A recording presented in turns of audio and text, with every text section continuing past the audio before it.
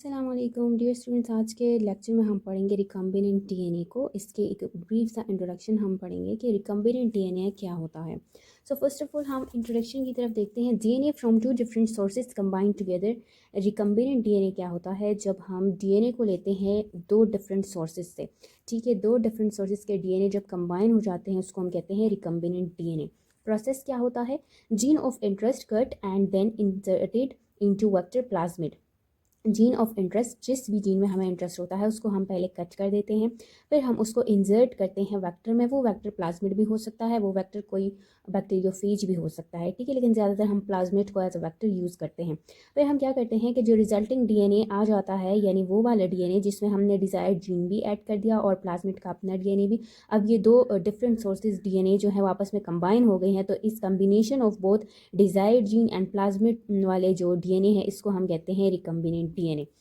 Diagram की help से समझने की कोशिश करते हैं। लेट्स सपोज ये हमारे पास एक डीएनए फ्रैगमेंट है, या जो हमारे पास जीन ऑफ इंटरेस्ट है उसका एक सेगमेंट है, ठीक है, और ये हमारे पास वेक्टर है जो प्लाज्मिड हो सकता है, जो बैक्टीरियोफेज हो सकता है, जो कि ग्रीन इन कलर शो किया गया है ये वाला ब्राउन कलर से। अब जब ये दोनों कंबाइन हो जाते हैं, ब्राउन एंड ग्रीन, यानी डीएनए फ्रैगमेंट और जीन ऑफ इंटरेस्ट एंड जो वेक्टर है, दोनों कंबाइन होकर हमारे पास क्या बनाते हैं? रिकम्बिनेंट डीएनए बनाते हैं।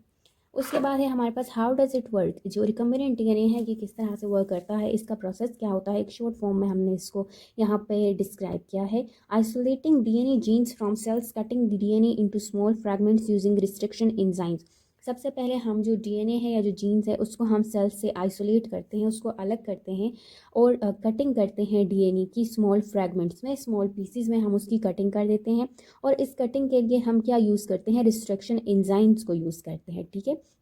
फिर हम इंसर्ट करते हैं, इंसर्टिंग द डिज़ायर्ड जीन, जिस जीन की हमने कटिंग की, आइसोलेट किया सेल से, उसको हम इंसर्ट करते हैं इनटू प्लाज्मिड और वेक्टर्स, ठीक है। तो ये हमारे पास एक रिकम्बिनेंट डीएनए बन गया। अब हम क्या करेंगे? Introducing the recombinant DNA into host cells. अब इसी रिकम्बिनेंट डीएनए को हम क्या करेंगे? होस्ट सेल में डालेंगे जिसमें हम चेंजेस लाना चाहते हैं, ठीक है। रिकम्बिनेंट डीएनए का एक्चुअल मकसद ये होता है कि हम किसी चीज़ की किसी लिविंग थिंग में चेंजेस लाना चाहते हैं, और उसके प्रोडक्शन को इंक्रीज़ करने के लिए, यील्ड को इंक्रीज़ करने के लिए, या कोई मेडिसिनल यूज़ के लिए, हम प्रोटीन सिंथेसिस के लिए चेंजेस लाना चाहते हैं। तो उस वजह से हम क्या करते हैं? जो जीन ऑफ इंटरेस्ट होता है उसको पहले आइसोलेट करते हैं, उसको वेक्टर में इंसर्ट करते हैं, फिर उस रिकम्बिनेंट डीएनए को हम होस्ट सेल में इंट्रोड्यूस कर देते हैं, मतलब उसमें हम ऐड कर देते हैं, डाल देते हैं, इंसर्ट कर देते हैं।